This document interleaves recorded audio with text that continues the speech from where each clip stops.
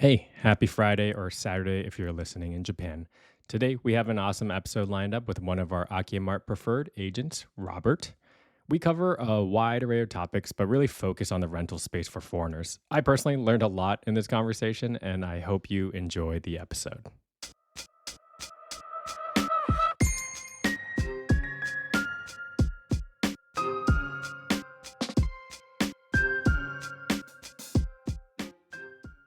Welcome back to the Buying a House in Japan podcast.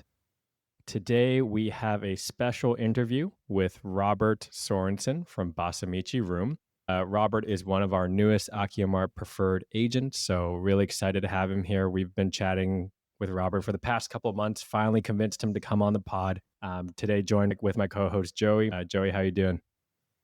Doing good. What episode? We're nearing 100 episodes, right? What number is this? 94, 95?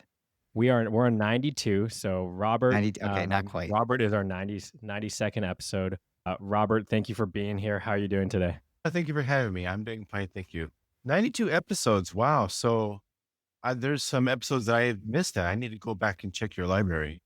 I'm personally embarrassed by the first 50, I would say. Oh, really? Yeah. It took We got to 40 keep them on. So you were talking the other day about removing some of the older ones. We just keep them on, I think. Badge of honor to have cringeworthy episodes. Yep. Yeah. It's good to look back and see how you've improved over Yeah. time. Exactly. Robert, you've been an agent for many years, right? I think maybe a little bit longer than some of the other agents we're working with. I'd love to hear a little bit more about how you got to Japan and how you became a real estate agent there. I arrived in Japan in 84, right out of high school. I worked for the Navy for 4 years. After that, I worked for the Red Cross for about, I'm going to get the time spans messed up here, but probably about 12, 14 years, I believe. After I got married, I started working for Japanese corporations, and I worked for one company for about another 12 years as a corporate employee doing their editing of all their English publications. So it's basically a copy editor slash proofreader slash translator slash English consultant, blah, blah, blah. But after my wife passed away, I needed to just break free of my life at that point and saw an ad for a company. They're looking for a real estate agent. So I went to work for them. And that was mostly dealing with rental properties. The majority of my experience is working with rental properties for foreigners looking to rent apartments or houses here in Yokohama area. When COVID, or just before the Olympics came, the company I worked for, they had transitioned to working only on, what do you call it? Those short-term rentals. Yep. Like 1 month or 1 week. And they had put all of their eggs into one basket. And then COVID hit. COVID. No tourism shut down, borders shut. Yeah. And so the company went through a huge disruption. It was crazy. How long was the And border closed? That was sorry to interrupt, Bob. two, Robert. 2.5 That was years, I sorry. believe. 2.5, Two and 3 a years, half maybe. years. Okay. Yeah. Long Yeah. time if you're trying to run an Airbnb business. Oh, yeah, definitely. I saw the writing on the wall, jumped ship, and found a company that had experience renting to military personnel, which was a signal that they know or how to deal with foreigners. And especially when dealing with military personnel, there's a higher hurdle to overcome compared to just a normal foreigner trying to rent here in Japan. And if a company is willing to rent to military personnel using a military styled contract, that's a good signal that they're really open to working with foreigners, despite the non-residential status of military. So I took an interview and I asked them if they're hiring, and they said they weren't, but I told them I was interested in working. And after Sure, speaking more with the to you. CEO, he took me on board. And yeah, my first sales experience was with this company. So that's been about 3.5, 4 years now. And Basha Michi specializes helping military personnel find rental units. Is that correct? what it Or is that turned a out to different be, company? no, it's the same company. Yeah. So Bashimichi Rim, they were fully open to dealing with military contracts. So that was like a signal to me that, like, okay, these people aren't hesitant to working with foreigners. They did have an English speaking staff, but still they were willing to work with military And they personnel. probably understand all the SOFA status related issues that might come up. Yeah, as far as rentals go, yes. After I started working there, we sold 2 properties to military personnel. And so our knowledge base expanded from there. What's SOFA status for the? I'm sorry, status of forces agreement. So that's the treaty between Japan. I think Mm. it's the same term used in Europe as well. It's just a treaty between the United States government and the host country of military or military related personnel. So basically, they can reside in Japan, but they don't pay Japanese taxes and they don't have a residency card. So they're like long-term tourists on paper, Mm, which makes it But understood. really can get hard. bank Yeah, go ahead. accounts, I've heard, which is like so Yeah. yeah, long-term tourists, but like, there are interesting benefit. Can get bank accounts, maybe can get mortgages too. I'm not 100% sure there, but maybe Robert, have you ever heard of that? Gauge is possible if you have a Japanese spouse. You can work it out that way. But status of forces agreement person, whether they're military or civilian, a SOFA person, they cannot get a Japanese loan from a Japanese corporation because they're not in Japan. So on paper, they're not in Japan. They're just too high of a risk for the mortgage provider. Okay, Robert, good to know. We've had those questions before. going even further back, before joining the Navy in Yeah. '89, where were you? Are you from the U.S.? Are you from Canada? Oh, no, I'm from a very small town of it was about 300 people back small valley in central Utah. Moved So Central Utah to the Navy to Japan. yeah, I have severe allergies, and growing up on a dairy farm was the first miserable 17 years of my life. Joining the Just Navy, I was hoping I could get out in the middle of the ocean and just free myself. Disastrous springs, summers, and falls. But the Navy sent me to Japan, and I never saw sea duty, ironically. what about Kafun Show? How are you doing with Uh, your allergies here? but it's only in spring. So it's still a big relief from living back home where you got alfalfa and corn, wheat, ragweed. It was just miserable for three quarters of the year back home. Did you ever move back to America after getting started in Japan, or since that day you've been full No, time? I got out of the Navy in 88 and found a job working with the Red Cross. And, you just start a new job, you start a new career, your finances are tight. So I went back maybe only 2 or 3 times. My wife, ironically, she went back several times. Yeah. So she was like my parents just fell in love with her. And so as long as she had the credit card, she was able to do anything she wanted back home with my family. No, but I've Awesome. been here the whole time. I like to go back, work. I've always had side hustle, it seems. Mhm. So even if I had time off from my main job, it was still hard to find time with my side hustles to, spend a whole week or 2 weeks away from whatever I'm doing here to go back home. And that's actually how we found you. I think maybe you had reached out to us, and then our first project with you, we actually had asked you to take some photos for us. And Oh, then the normal house. Yeah, that was yeah, fun. so for people listening, we started and we're still trying this new product called AkiyaMart Native Listing, where we feature people's properties, sellers on our website. One of the big pain points, and Robert actually want to talk to you about this, is the photos on these listings are usually really bad. When you come to the end, you'll see good photos. So we're like, Robert, we found out Robert was a photographer. Like, Robert, hey, we got a mission for you. Can you go down to Noma, we call it Noma House, which is in Kansai, and take photos of this place? Because the photos we had were just like bleak before that. So Robert helped us take those photos. Robert, why are the photos on Japanese listings just not great? Did you see this the Reddit thread? There's a big Reddit thread on this just today. Oh, That really? exact question. Why are the photos on Japanese listings so bad? Yeah. Robert, let's hear the answer. The truth. In urban areas, I think the real estate agent just doesn't really have an incentive to make good photographs. They don't really need to. There's just such high demand. Why are you going to put the money out there for professional photography when if you just put up something you took with your smartphone at a skewed angle with no lighting and you're still able to get a client for that property, there's not much of an incentive there. However, properties that have been properly staged and are being sold, they've got some really good photographers coming in for those properties. But they're far and few between. I just don't, there's just not a big incentive really for the agents to take pride in their work, I guess, as far as the photography goes. So you're saying there's just enough demand. It honestly doesn't matter what the photos look like. The agent is very likely to find a renter or a buyer. Like that kind of goes against the reason why there's 9 million Akiyas. There's no buyer. But how do Yeah. you like So square that circle there?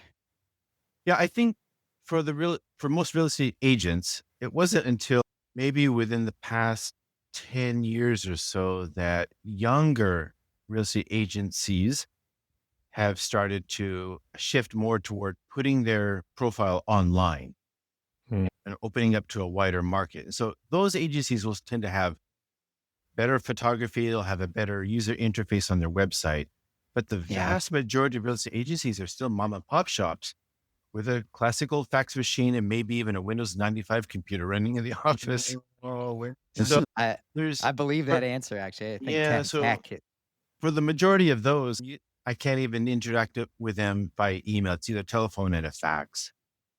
So there's a What if huge gap between what they can do and what they actually want to do, especially if it's an old mom and pop shop and there's not much competition for them. What about the sort I've also heard this idea around why the photos are so bad. Some people will say, "Oh, they're purposefully trying to make it difficult to." So, for one thing, Japanese listings, they never put the full address there, which I Right. believe is they're trying to, you have to contact the broker and they will introduce the property to you. So you can't bring your own broker and The go look at that gatekeeping. happening. And I've heard the same thing with photo. Do you think Sure. gatekeeping could be involved? Because I do see gatekeeping in other aspects of Japanese real estate listings. Yeah. So there are two situations that I can address in regards to that. If the tenant is still living in the property, they probably haven't tidied up the house to Yeah, make it like Photoshop embarrassed or to photo see. worthy. And also they probably don't want people to see what their house looks like on the inside, just out of not for privacy as from a security standpoint, but just from a sense they don't want to be embarrassed by their poor Yep. interior design, or they don't want Yeah. their home life to be exposed to the world out there.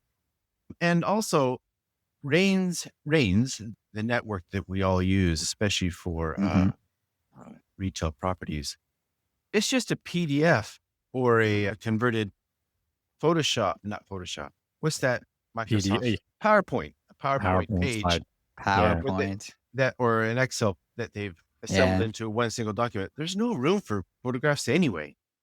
And if they yeah. are, they're just really low value or blurred or pixelated. So the one thing is privacy, and the owner just doesn't want they don't want the whole world to see what they have in their house or how crappy their interior looks. Also, for some agencies, if the interior is not very good and not photo worthy, it's probably better just to not put any photos up in the first place. Not I've to, seen some really creepy yeah, Akiya tape shots taken at nighttime. It yeah. looks like a haunted house. I think it would sell better with no photos. I agree with you. Yeah, so there are cases where for clients that I've shot photos for, where I take photos of everything so that they can have a good collection that they can Yeah. choose from to put on their website. And it's clearly noticed where the balcony looks really trashy, or the balcony next door, they've got a Mm, hoarder living there. So that kind of shows up in the photo. So they won't show those photos. yeah. But on the other hand, I think it's important that you show the property with all of its good points and bad points so that you don't get accused of misleading the client. So that's just my personal point of view. But yeah, there's a little bit of gatekeeping, privacy issues, and some agents just don't care, or they don't see the value of having decent, Yeah, they decent photography for the property. can't justify the expense. I agree sometimes, especially we look at a lot of cheap homes on the cheaper end of the scale here. And yeah, you do the mental math and you're like, okay, this much to hire a photographer. Is it really worth it to try to sell this house? Robert mentioned something for the listeners called RAINS. So in Japan, RAINS is the equivalent of the US is like MLS, government database of real estate. And with the RAINS, something that as we build AkiyaMart, it is very challenging to get clear, good data on properties. As Robert mentioned, they're literally like PDF like Google slide or like Excel, or, I don't know, PowerPoint slide with pictures all over the place, floor map. No, it's not It's like a standardized. JPEGified like screenshot of a PowerPoint slide kind of thing. It's not interactive. You just get the image. almost, so you can't parse any data from it in that sense. Or yeah, like Robert, a scraper can't. what's the deal with Reigns? Do you like Reigns? Why are they not updating it? It just seems like they're trying to have it be bad. I hate Rains. I really hate working with that interface. When you first access the database, you have the choice of either going by address or train line. Train line? Oh You no. can't, you, you can't choose both. So Okay. I'm looking for a home now for a client in Kamakura. So if I choose Kamakura City, it will include everything in Kamakura City. I can't narrow it down by how far from a train station. But if I go in by train station, it won't let me see anything that's just a little bit beyond certain parameters of the train station. So I've got to go back and forth. It's just incredibly frustrating to work with. And a lot of Yeah. times I'm sorry, back up a little bit. We are required to list properties in Reigns after a certain number of weeks if we have exclusivity contract with the seller. So a lot of agents, what they'll do is they'll do the bare minimum to pass the requirements. And Yep. so I'll see some nice listings that my client would like with a really good price. And I open it up and it looks like it's being rented out. It's being sold as what do we call it? Ona changey. Comes with a tenant. Yeah, it comes with a tenant. Yes, yes. Now, that's not what I'm looking for. I can't parse out those particular properties. So it's a little bit frustrating. But yeah, there's no incentive there either for whoever's in charge of that organization. It's what's the word? Quasi private government institution. So I'm sure it's a location where politicians or bureaucrats can go work at Reigns as a Mhm. director or consultant, get a nice Revolving salary door. without having to do any work, is the Yeah. impression I get. It's a carryover from the bubble era.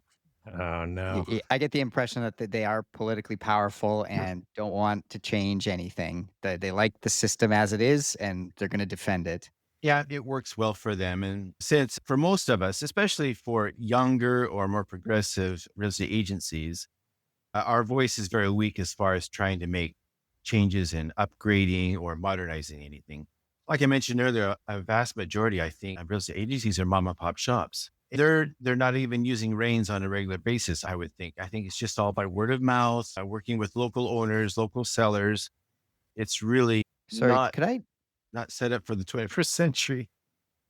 could I just ask a little bit more about Rains? What do you actually use it for? So you mentioned, okay, if you are working with a seller and you have an exclusive contract or some sort of legal reason why you need to post the property on Rains after a certain number of weeks, but any other reasons why you use Rains to find properties? I guess my question is, why wouldn't you just use Sumo to find properties for your client, or you do AkiyaMart. use Sumo in addition, or AkiyaMart as well, or you do use these other websites in addition to Rains? I'm just curious about like where does Rains fit into your daily life, as a real Okay, estate agent in so Japan? my company, we follow the same flow. We don't advertise so much on Sumo, Nifty, At Home, et cetera, because it's so expensive. Okay. So if we have a property we want to sell, we'll post it on Rains, and that gives the property access to every other real estate agent in the whole country. So that's the portal that we W want to use to expand our market share. with the hopes that if you post the property on Rains, someone else, another real estate agent with a buyer can come Right. approach you and say, "Hey, I've got someone that wants to buy the house." Okay. That's right. And if the buyer is not local, that kind of makes it easier for us to work with the other agent who is local to the buyer. So if the buyer's in Nagoya or Nagano, whatever, it's going to be a little bit easier for us to interact with with the buyer's agent because we know the vocabulary, we know what documents are needed, and we'll let the local agent, the buyer's agent, interact with the buyer as far as getting things processed, getting the different documents that they need, getting it correctly authorized, make sure everything's clear. It's just a little bit easier flow from the seller's side to use Rains. In addition, a lot of the items or listings posted on the open web, like Sumo, Nifty, At Home, there are a lot of dead listings out there. So you really can't trust it in Okay. my personal experience. Whereas Rains, we are required by the rules that we agree to and pay for to unlist the property once it's been sold. Okay, interesting. There's a strong incentive to follow the rules of of RAINs from an agent to agent standpoint. But dealing with the open web, a lot of agencies will keep listings online just to attract potential clients, Yeah, even though they know the property's already been sold. I've heard of that. Tricky. Or they'll undervalue a property that or something like that by so much that it's not even on the market, but it's again just to get someone to contact them, and then they're like, "We also have these other properties." Okay, so it's really frustrating both for the rental side of the house and the retail side of the house. Clients will see something online, especially foreigners, or they'll use the translation, Google well, Translate. yeah, Google Translate, or they'll switch their browser to English, and they'll send me a nice list of lots of properties that don't exist. So it's like it's just easy for me to tell them what's available and choose from that list, as opposed to going through all the recommendations and then finding out that those properties don't even exist anymore. So how do you figure out that they don't exist? Are you able to cross-reference with RAINs somehow, or how do you Yeah, so actually I pull up the go address and either the address and by address? Okay. typically the address and the value or what it's being sold for, and go search it in Rains. Also, at BB is the other portal that we use in within the industry. But yeah, cross reference it to Rains, and if it's not there, that means two things: the property's already been sold, or the property is still under an exclusivity contract with the seller and they haven't reached the time limit where they have to Post, put it right. on Reigns. And if that's the case, I can still help my client work with the seller's agent on that property, but it requires a lot of extra legwork, and in most cases, the seller's agent doesn't want to deal with the buyer's agent. They want to keep that commission. The seller's agent wants to keep the commission from both the seller and the buyer. So there's not really a big incentive for them to interact with the third party agent. So if you are working with a seller and it's not an exclusive contract, do you still have an obligation to post on RAINs, or you can keep that completely secret? As far as I know, they are not required to put it on Reigns if they Okay, if they don't have the interesting. non-exclusivity. Yeah. But if they don't have the non-exclusivity, then that's a signal to me that they're pretty they're willing to work with other agents. They're not really looking to get both commissions. And yeah, I haven't actually I don't think I've experienced a situation where there is no exclusivity and it wasn't listed on Reigns. I'm sure the situation exists. All right, I'm pulling this out of the technical, I think, Okay. for Yes. the average listener here. And Robert, I'm gonna switch gears here because I know you've had a lot of experience in the rental space. And Joey's actually looking at maybe renting a spin in Tokyo as he gets his employee visa here. As a foreigner, I'm just gonna situational here. Let's say I want to move to Japan. I have a remote job. I would like to rent something in Minato or Yokohama or something like that for a long-term lease. Am I allowed to do that? Or what do you tell someone who's trying to do something like that? Do a long-term lease for an apartment in Tokyo? So let's back up a little bit. There are two basic types of rental contracts. One is a standard lease, Mm, and that's a 2-year contract that's automatically renewed unless the tenant opts out. And then got it. everything else is just basically short term. And in Mm, most cases, the rent is paid in full upfront. What's a So, short term? yeah, How so short is short term? typically 1 month, it could be 1 month, it could be 3 months, it could even be 2 years. Short term, I typically bundle short term in with fixed term leases. Fixed term. So Okay. fixed term can be 3 months, it can be 6 months, it can be 2 years, it can even be 3 years in some cases. The deal with a fixed term or short term contract is you need to move out, or you should expect to be able to move out once that lease is up. With the standard contract, which is a 2-year contract and it's automatically renewed, once you get in, it's going to be really hard for the owner to kick you out. So the laws are set up to benefit the rights of the tenant over the owner mm, in those cases. And in that particular situation with the standard 2-year lease that's automatically renewed, landlords want to make sure that they're getting a tenant who's going to pay the rent on time. They're in a secure job. They're not going to cause hassles with their neighbors. So they're looking for the ideal tenant. Ideal tenant would be anybody who isn't basically a foreigner, No. a Yeah. single mother with a child, an elderly person who might pass away during their tenancy. Mm. And of course, part-time workers, students start to fall into that realm as well. If it's if it's an ideal property with high demand and a nice rent, a good return on investment from the owner's standpoint, for those properties, they'll often rent it out under a fixed term 2-year lease so that the owner can raise the rent after 2 years are up without any issue. And if it's like one of the high rise tower apartments on the waterfront in Yokohama or Roppongi or Shinjuku or Ueno, whatever, with those price values are actually increasing annually. And so there's a strong incentive for the owner to keep those under a fixed term contract so they can raise the rent in accordance with market values and also their property taxes increasing. But that's for an exclusive or elite clientele anyway. So it doesn't really affect the average person like Joey coming in for a 2-year contract. And in Joey's case, if you're coming in here, you really need to have some domestic employment. You need to have your domestic telephone number, your domestic bank account, an emergency contact, and domestic emergency contact in most cases. There are a lot of barriers for somebody who's just coming into Japan.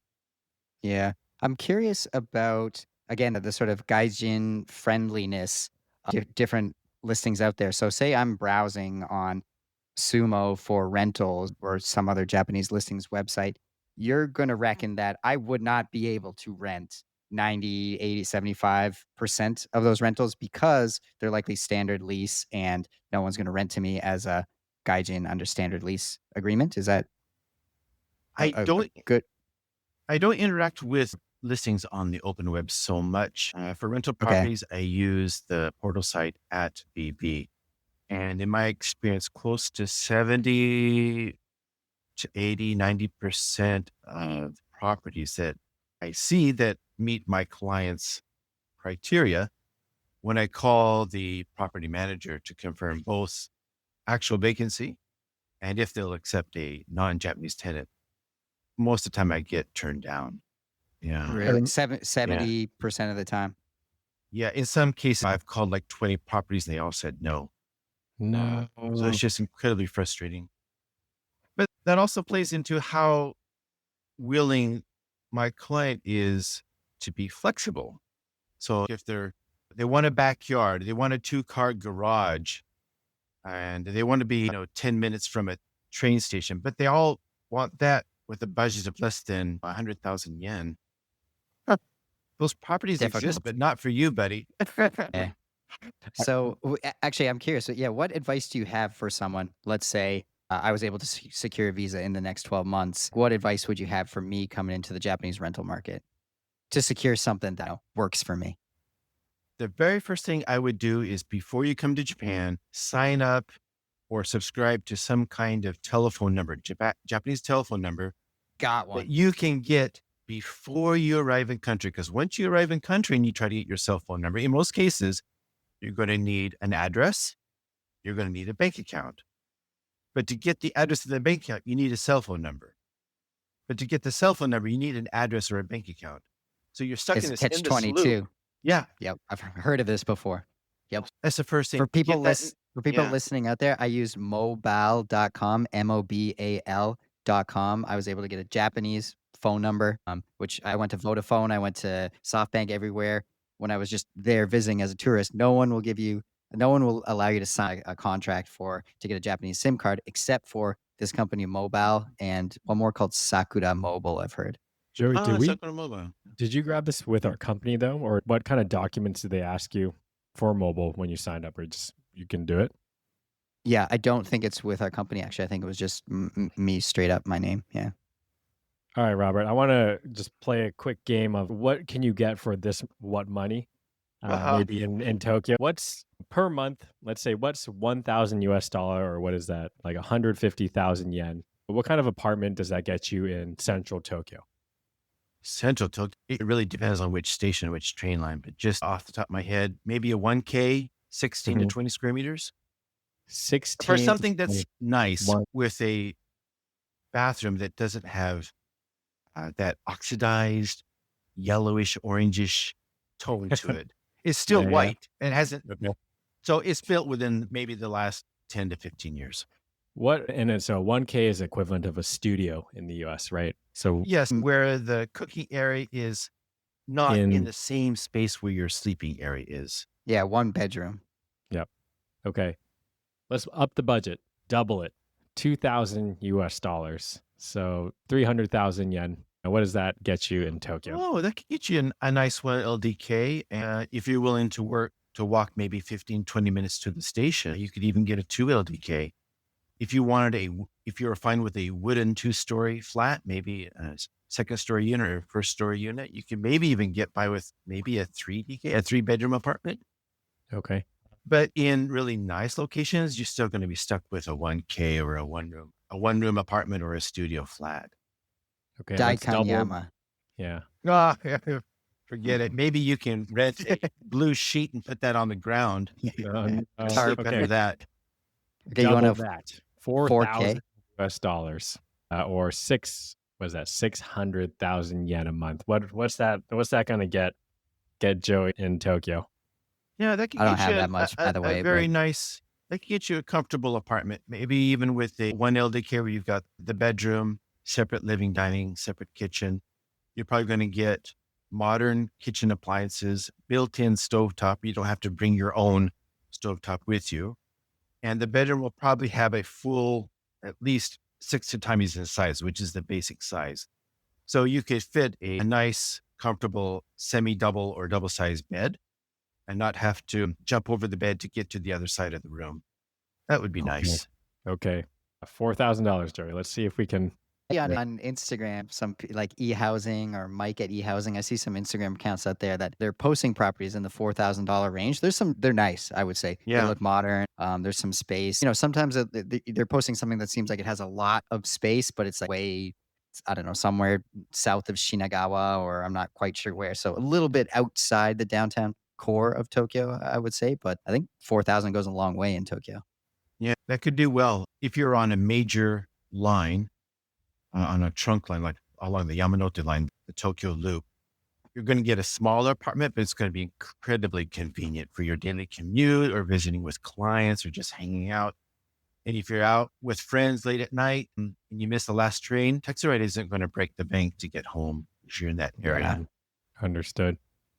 And okay, so now over time, how much have you seen? Again, we don't need numbers here, but you've been in the rental market space for quite a while. Have you seen Tokyo just like skyrocket, or were there bumps along the years, or any thoughts about how much has rent really increased in Japan?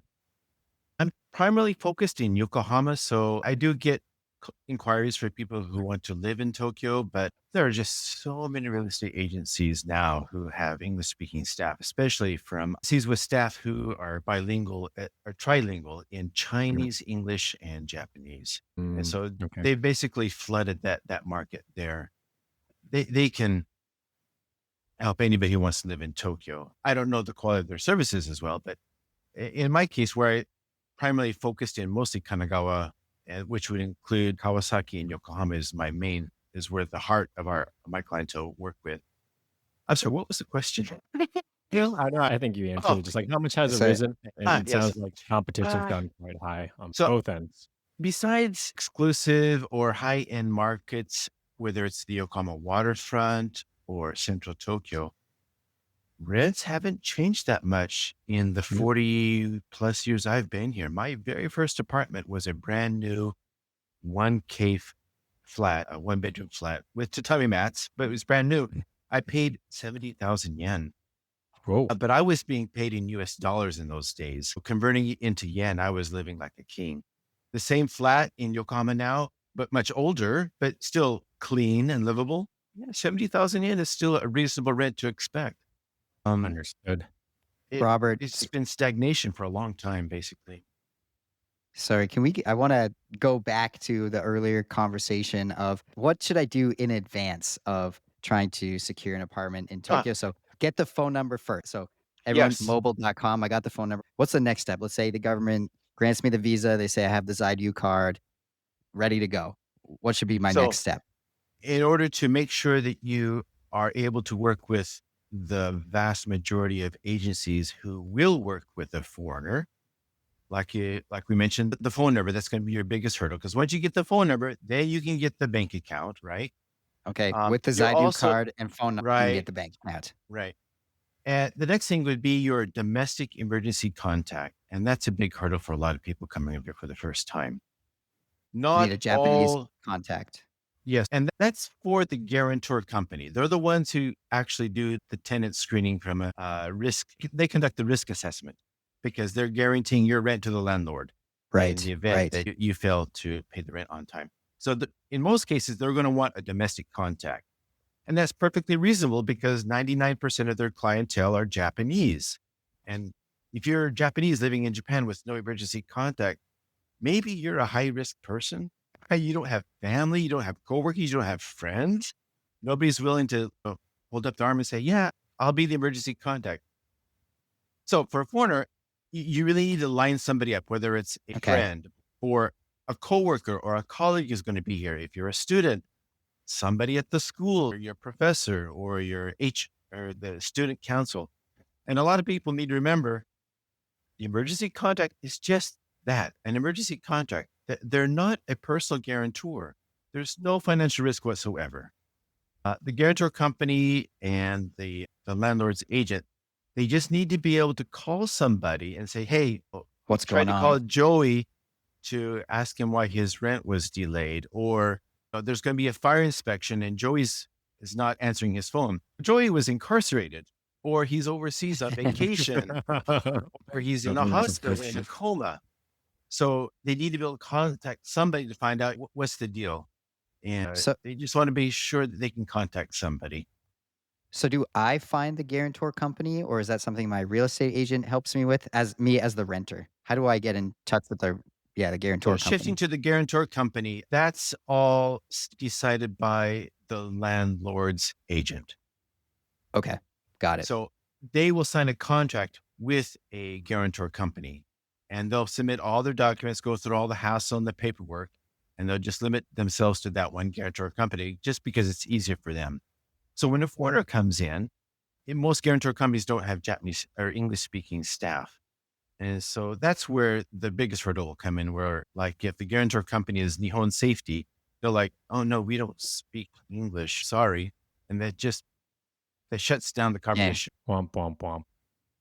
Curious from still going with the Joey perspective. Let's say Joey's renting this $4,000 sweet spot in Tokyo. Like he's got the visa, he's got the bank account, he's all set up here. Like how much would you budget for him in just fees in general before he gets the Give key to that apartment? given Minimum that rent 60, is yeah, 4,000. minimum 6 to 7 months rent in it upfront. What?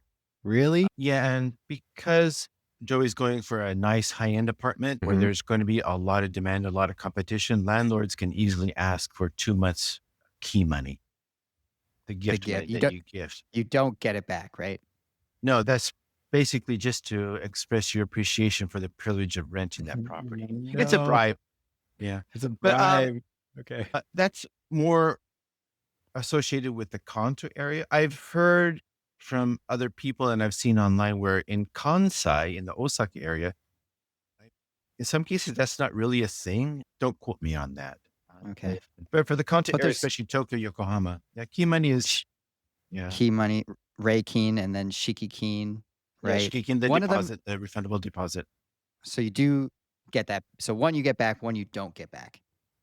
Right. Key money is just outright, that's just a loss. It's a Bribery. bribe. And Yeah.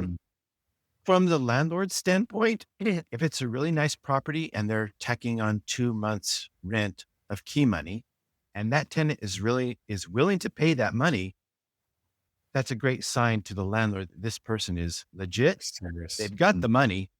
If they don't have any qualms about paying that fee, sounds like they're going to be a really good tenant. True. Whereas if somebody balks at it, no, I'm not going to pay key money. Okay, then I don't want you because I can get a tenant who will. So bye-bye. Understood. Okay. Robert, with a couple minutes left on the podcast, I'm bringing it to a couple advice corner with Robert here. I got this moody music here. Turn that off. Robert, a couple questions for our guest. I know that was awkward, but it worked. For someone who is considering buying or even renting a spot in Japan, what things should they consider before? Let's actually go for the buying perspective. I'm in the States, I'm from Utah also, and I'm looking to buy in Japan. What kind of words of wisdom do you have for them or advice you have for them before they embark on this Akia purchasing journey? Well, with AkiyaMart is the first time I've dealt with clientele who want to buy something that is not livable right away. Hey, So this is new to me.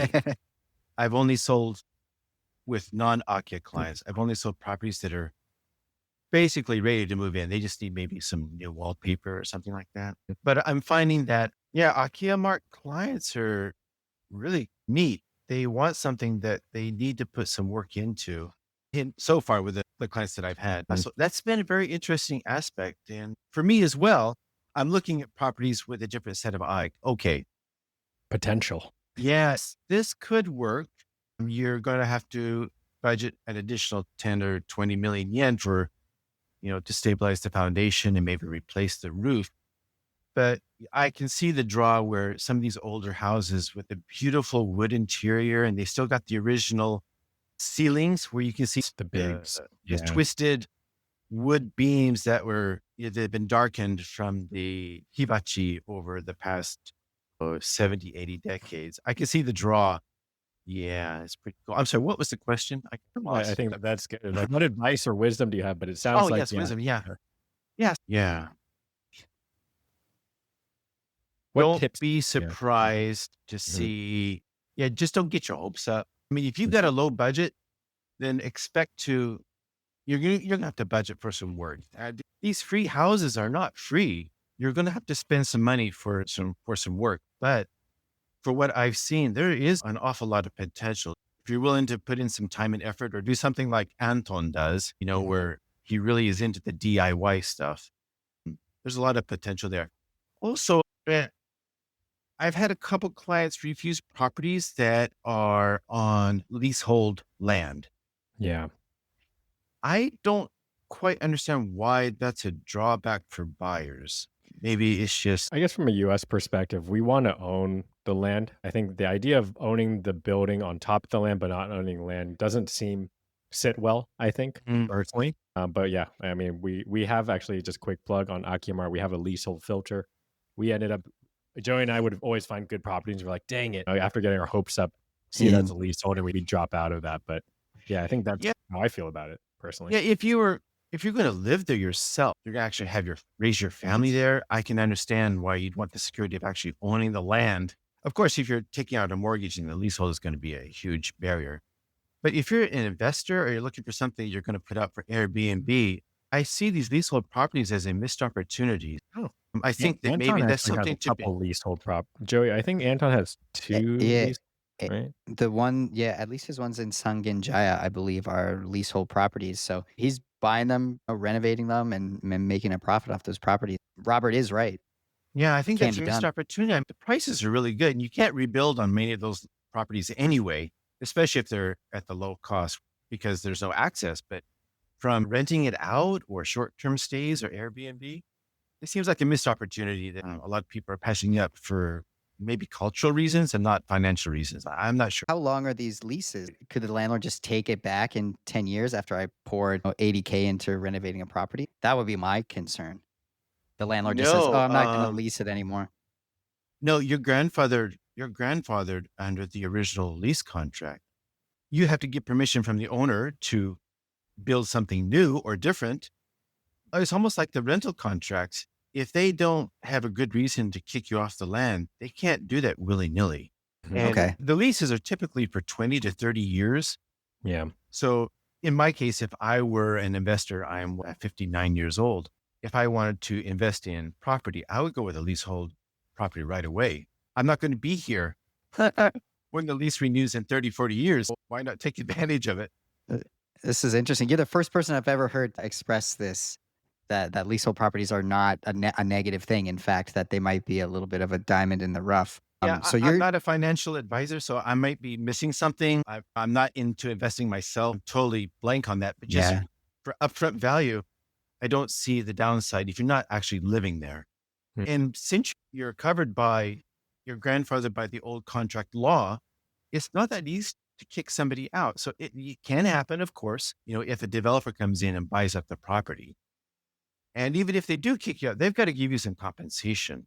It's Mm. just not going to be willy-nilly, yo, out next week. Get No, out. it's going to be a 6-month legal protracted process, and you can ask for some compensation for moving and everything. There is some risk there, but what if you buy freehold property and the river overflows its banks, or a mountain smashes down onto your house, or earthquake wipes you out? You can't do anything with absolute zero risk. So Fair, valid point. yeah, I might be missing something, but that's just from a financial point of view, or just from investment property. It seems like a missed opportunity, and I've had to tell my client, "Oh no, this house is leaseholds." They refused it, which is sad because it was a really good property in a good location. Yep. Robert, very last question for the pod before we let you go here. If you had $1 million, where would you invest in Japan outside of Tokyo? Can't be Tokyo. Can't be Yokohama either, because that's what prefect, where would you want a vacation home if you had $1 million to spend? When I'm just trying to take a break from work, I like to scour listings in the Izu Peninsula. Izu, From a okay. photography standpoint, you've got mountains, you've got coastal. I just love that location. It's so photographic. However, I just got back from the highlands in Nagano Prefecture Mhm. yesterday. Oh my God, it was so beautiful, and it was nice and cool. The breeze was Yeah. coming in. We're about 1,600 meters elevation. A lot of nice. Where in Nagano? Curious, where did you go? Just a second. I was just at Rizal, and I felt the same. I was like, Joey, did we buy a Karuiza property? Ah, It's so cool looking. Kirigamine Highlands. Oh, interesting. Oh, it was beautiful. The wildlife, the skies. It was just so comfortable. It wasn't humid. It wasn't hot. I thought, oh my God, I want to live here. I don't want to go back to Yokohama tomorrow morning to go to work, Okay. at least during summertime. But overall, All right. Izu, I think that's great because you still have easy access to Tokyo. Right? Catch a train, hop aboard the Shinkansen in Odawara, zip into Tokyo if you need to do business or have some city life. But yeah, Izu, that's where my heart is. I Okay. really love that area. All right, let's buy a leasehold property with you in Izu. Yeah, that would be nice. That's the next. If I step find up. something, I'm not going to tell you, buddy. Keep it Come for on, yourself. we'll go in together with it in the Izu. Okay, I can do Peninsula. that. Yes, okay, that'll work.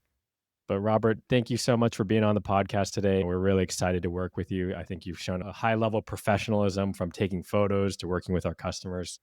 We really look forward to continue working with you. And again, Izu Peninsula leasehold properties. Let's talk about that.